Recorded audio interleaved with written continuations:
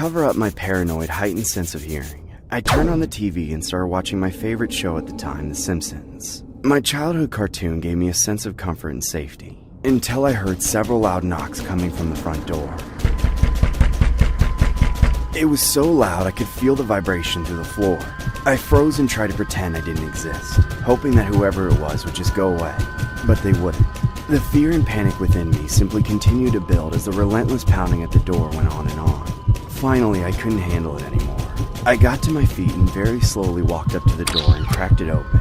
Immediately, the person on the other side tried to barge straight in, but they were held back by the chain lock that I had left latched. When they realized they couldn't get in, they crammed their face in the space between the door and the frame. I couldn't recognize who the man was, but he was old and creepy, especially in the way that his glossy eyes fixated on me in the dark. "Hey, little man, what's your name?" "Alex. What's yours?" "Would you let me in, Alex? I need to talk to your parents. Are they home?" "Why? Why do you need to talk to my parents?" "Oh, are they not here? You must be the man of the house then. It's okay, you can let me in. I'm your neighbor. I just need to borrow your lawnmower." It was in that moment that I finally realized that none of this was adding up, and that I'd made a mistake by even answering the door. I thought to myself, who mows their lawn in the middle of the night? "I can't help you. Go ask someone else." I slammed the door shut and locked it up tight. He was no longer trying to beat down the door, so I thought I was in the clear.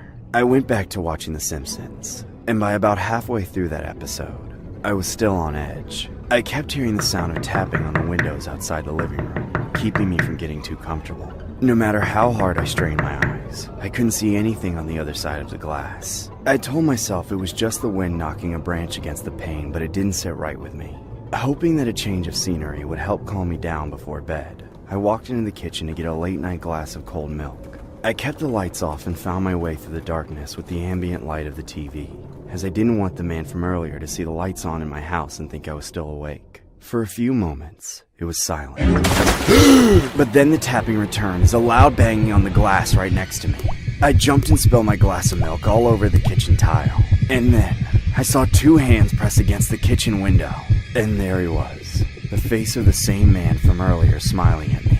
I'd watched so much of The Simpsons that his face looked exactly like the face of Bart. Spiky hair and everything. Except he looked more grotesque and uncannier. He smushed his nose against the glass and stared right at me. "Hey, you kinda look like Milhouse. You wanna hang out? Come on, it'd be fun. Just like on TV, The Adventures of Bart and Milhouse. All you gotta do is let me in. Leave me alone or I'm calling the cops!" I ran out of the kitchen and sprinted to my bedroom and locked the door. I was so shaken up I could barely think straight. I crawled under my bed and hid there, thinking he wouldn't be able to find me, but it didn't take long.